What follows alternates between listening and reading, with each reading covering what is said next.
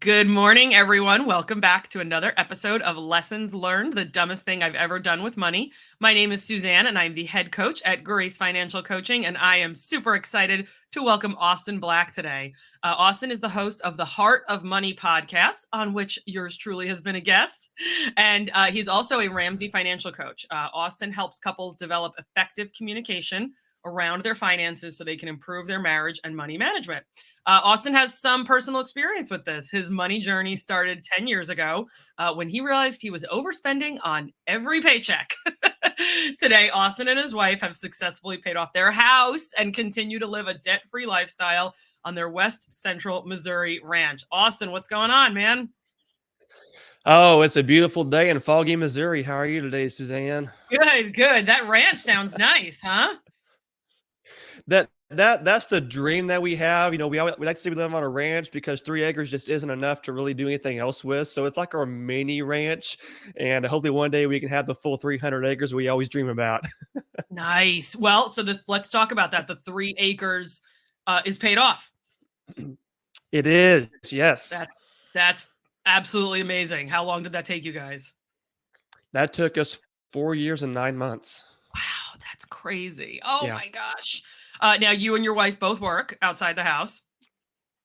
we do. Yep. Yeah, my wife works for us in Jenna, and I work in sales and marketing, and of course, do the financial coaching. So we keep very busy between our jobs and the cattle operation, just everything else going on. So it's a it's a continuous motion right here. We got 2 daughters, so there's never a dull moment, but we definitely believe in hard work and focus, and intentionality, and accomplishing our goals.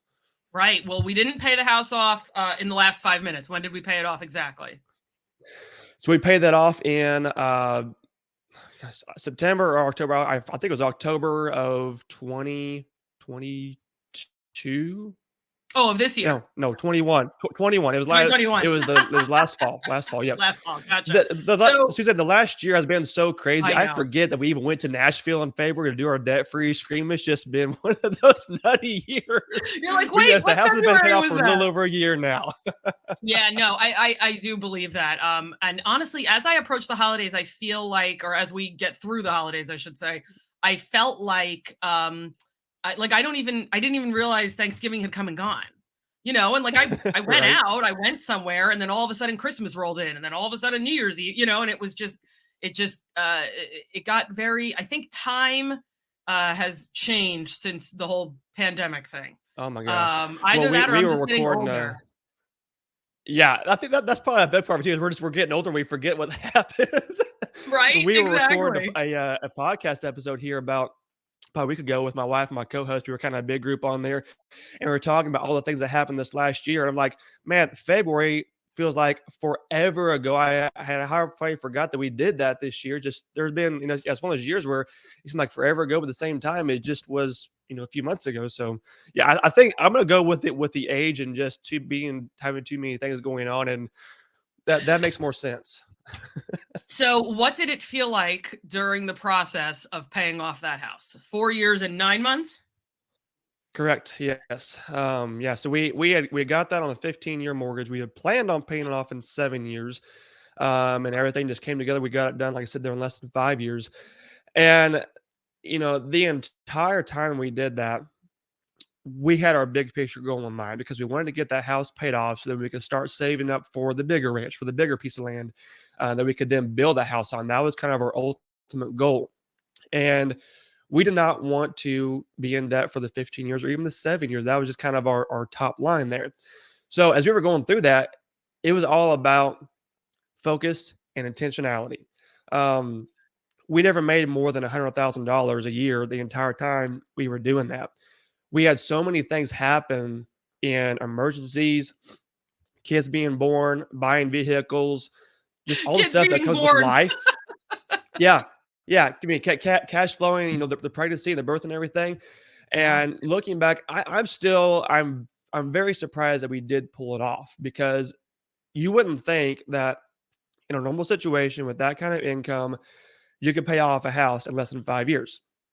But as I got back into looking at stuff, we paid on average an extra $2,500 a month on that house just to get it knocked out. So it Oh, was a lot of sacrifice, a lot of intentionality, a lot of focus. And we said not yet to a lot of stuff, but we made that choice. So now we can come back and we can take full advantage of that. And I know a lot of, I use this story kind of as our platform to say it can be done. But I know a lot of people like, man, I just be glad to get it paid off in 15 years. And that is a very, very realistic thing. So, I don't want people to think that, well, this is an impossibility that I can never do. Yeah, I think we were an anomaly in that, but I think that attaining financial independence and financial freedom in any regard is possible if you just put your mind to it, set the plan, and then commit your behavior to accomplishing that. yeah. What happens when you say to clients, you need to say not yet? How do they feel about They that? don't. It depends upon the client. Because some of them go, okay, I can do that. I know this is what it's going to take. I can be disciplined. I can be smart. I can be mature about this. Others go, oh, man, I know Yeah. you're right, but gosh, I really want that. And everywhere in between. I mean, I've not had any clients that's been like, we don't care. We're going to do it anyway. We're just going to go have fun. If they're coming to me, obviously they have the knowledge that they need to be more responsible. They need to be more, accountable. They need to take care of what's in front of them. But it runs the gamut on if they're really willing to go down that road, or if it's going to take a little bit of work and intentionality and maybe some sacrifice on their end to say, okay, we want this, but we're not going to do it just yet. And I think Right. that's hopefully where I can relate to folks. It doesn't change your life for the worse. It doesn't make you live in a bare bones. I mean, we lived a comfortable life. We did everything we wanted to. We did not have to, just break down and completely give up everything. We just stayed focused. We made the right choices. We stayed committed to the process, and we were not going to let anything distract us. And that's really what it takes to accomplish Yeah. success like that. It is commitment to that long-term goal and being, okay, this is where we're going to go. What's it take to get there? That's what we're going to do. I spoke to another one of our colleagues yesterday, and he had a client who, when he started working with them, had this big vacation planned. And Yeah. yesterday, I was talking to him, and he said, "Hey, those clients I was talking to you about?" I said, "Yeah." He goes, "They canceled that vacation." I said, "Oh, they were Oh, so wow. adamant about going on that vacation." And then I had forgotten this point. He goes, "Yeah, and when they canceled it, they only got 50% of the deposit back." Ooh. And I was like, and then they hadn't paid for like the whole thing in full. I don't know where they were going. I don't Right. think they were going to Fiji or anything like that. They could have been going to Disney World, and that's just as expensive these days. So, Yes. Yes. so he said, "Yeah, no." He goes, he's been working with them for maybe a month or two, not terribly long, and Holy cow. they arrived at that conclusion themselves that not yet for this Yeah. vacation, not yet in the circumstances we have ourselves in right now. Um, but even as coaches, we can hope that people arrive there, right? But sometimes they Right. don't. And what do you normally do when they don't arrive there, or it's taken them a long time? Yeah, and I'm not going to sugarcoat this. It is not an easy decision to say not yet. You have to want that other result more than anything else in the world. It has to mean something to you for you to have the courage, the discipline, the commitment to say not yet. And there's things that I even have a hard time saying that to. I mean, there's things that I really want right now, and I'm really fighting not just going out and spending the money on it because I've been waiting for it, right? So I'm not going to say that it's something that everyone can do without work, without commitment, without the struggle there, because that is when you're talking about something that you really, really want, that's not always an easy thing to say. But whenever someone does have this struggle of, man, we've been waiting years on this, we really want it, we have the money, we could do it. Why should we not do it?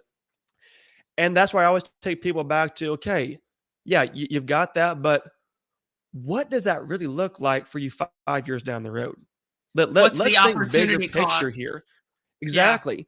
Because I love Dave's phrase, live like no one else now, so you can live like no one else later. I mean, that is a concept that is so foreign to our society today that a lot of people just do not understand how to think that way. I find myself, fortunately, I'm a very strategic, vision based person that I naturally think 5 and 10 years down the road. What do I want to accomplish Mm, then?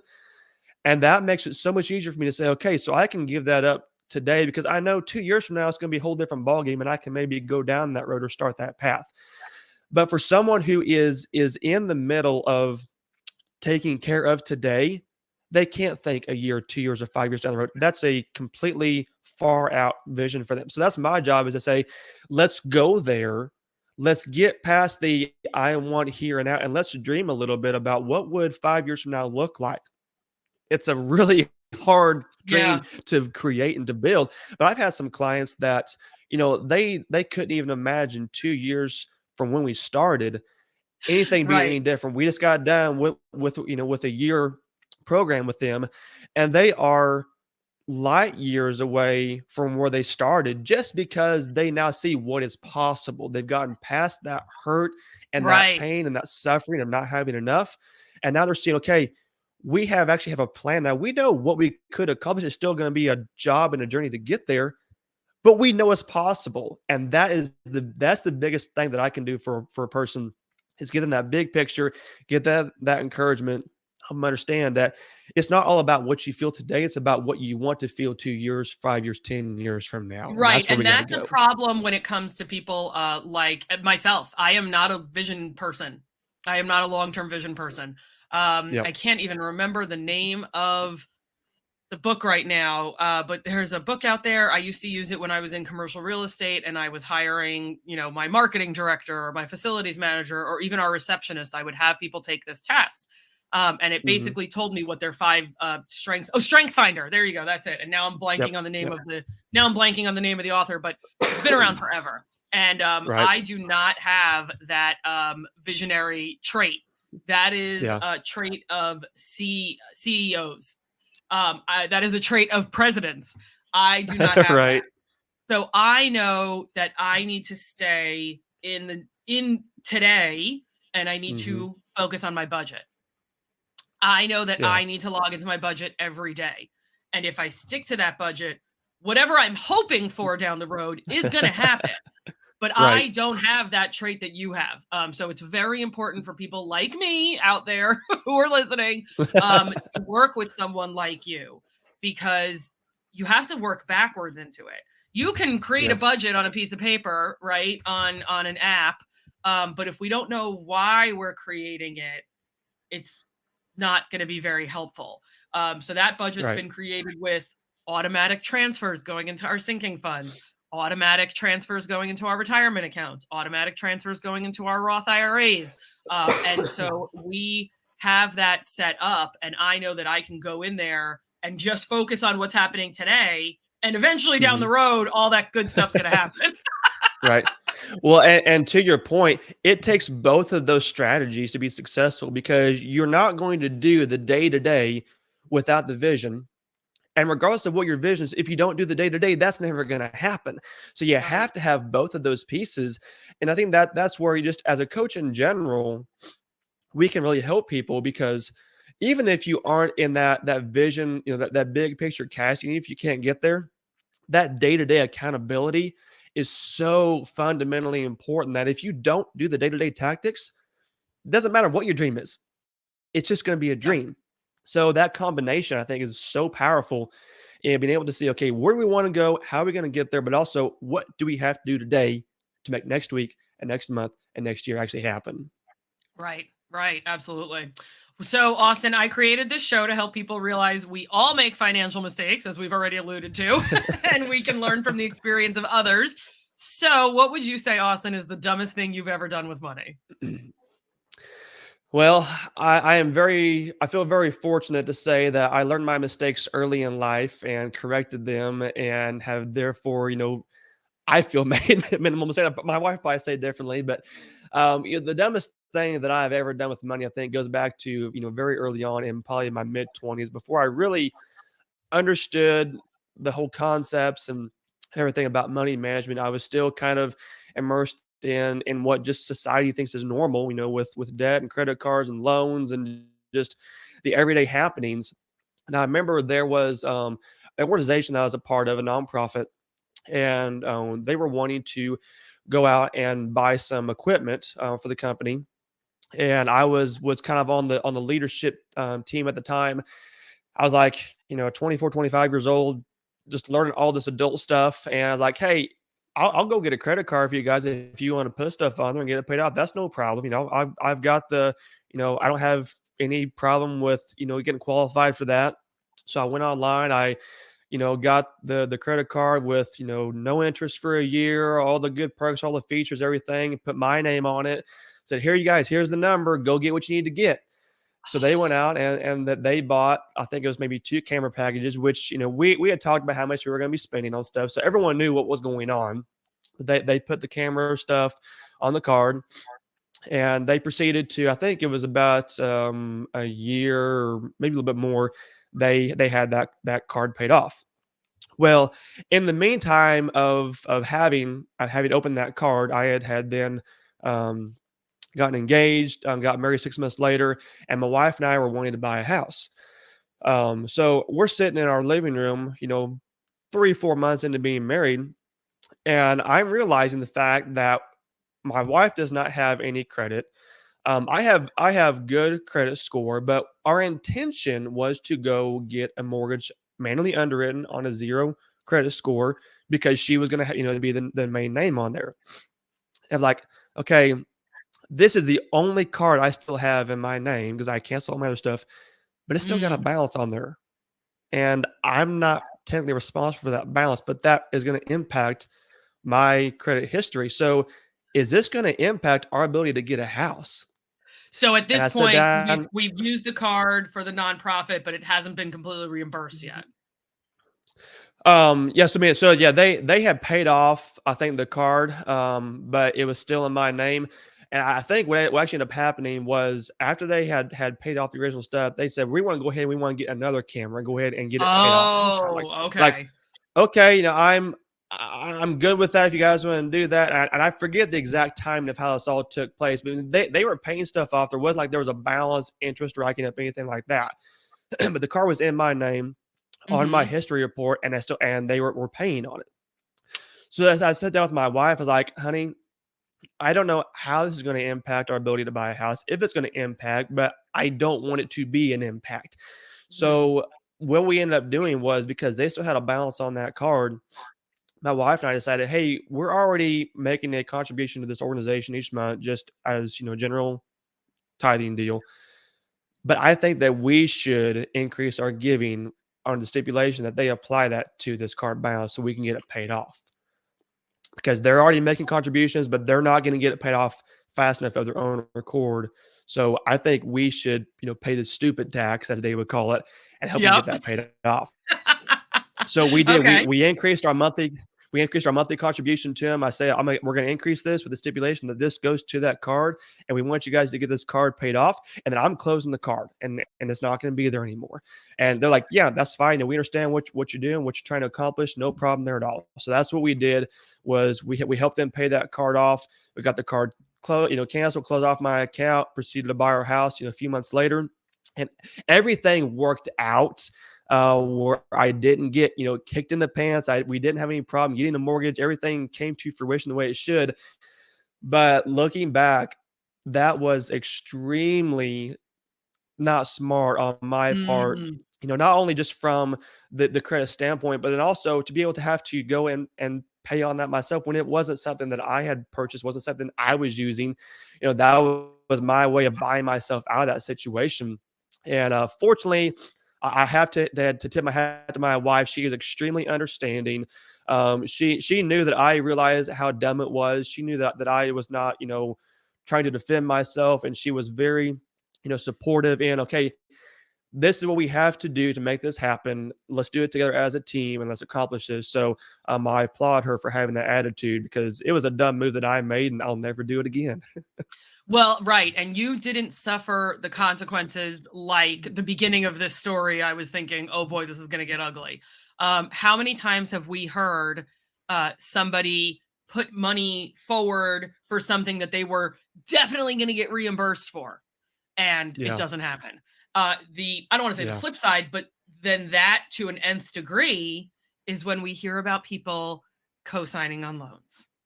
And Yes. that would be the really bad version of what you did. You were like over here, and like the co-signing would be over here.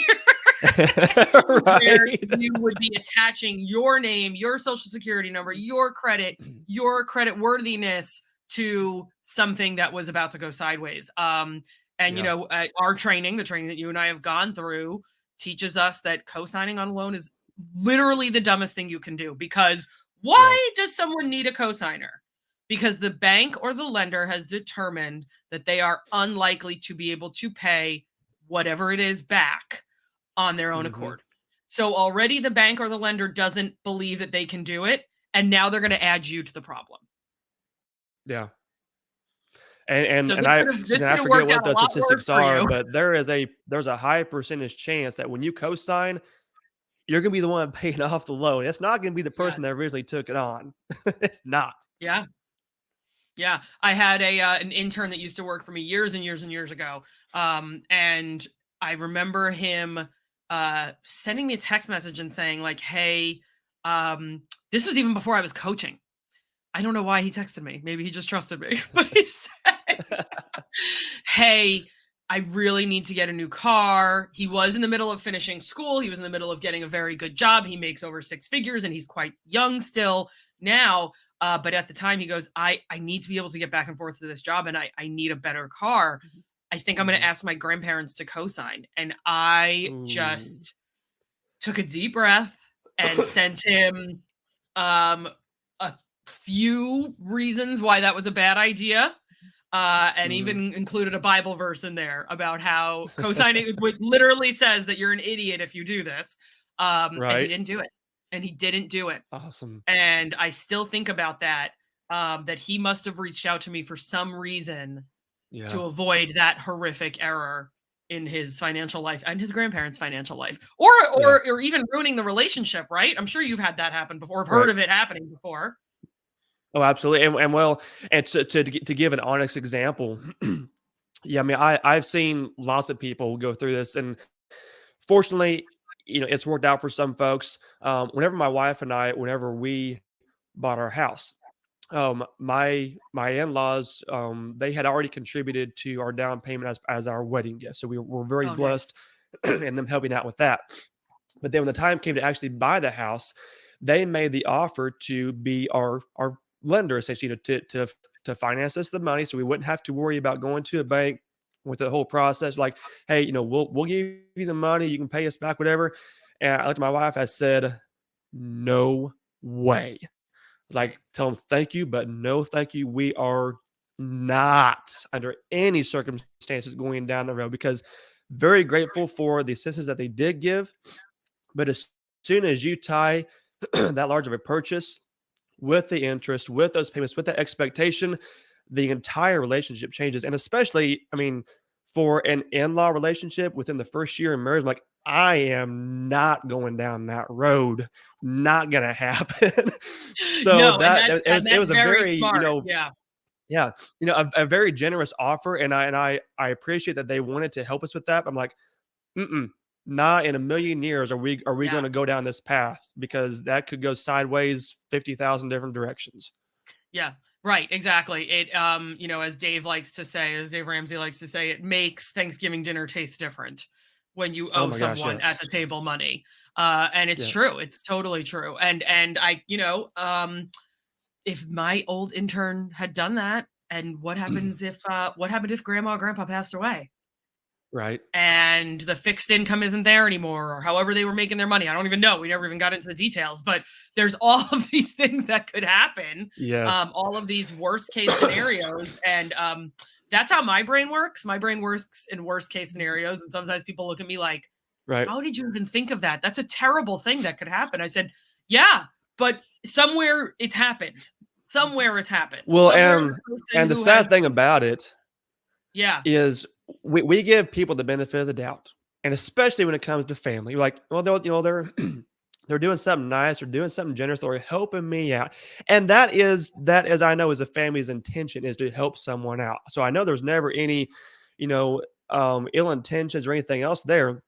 But as you know, it talks about in Proverbs, as soon as you borrow money from someone, that relationship is changed. Or, Yeah. there's an element to it. And I don't care how close you are to someone. I don't care how much you trust them. I don't care how much, you know, closeness there is there.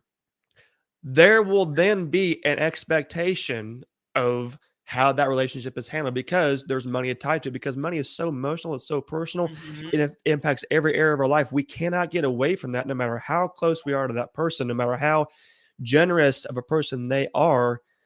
There is another layer now on that relationship, and it's not worth what most times won't happen, but what could happen that we want to Right. avoid in that relationship.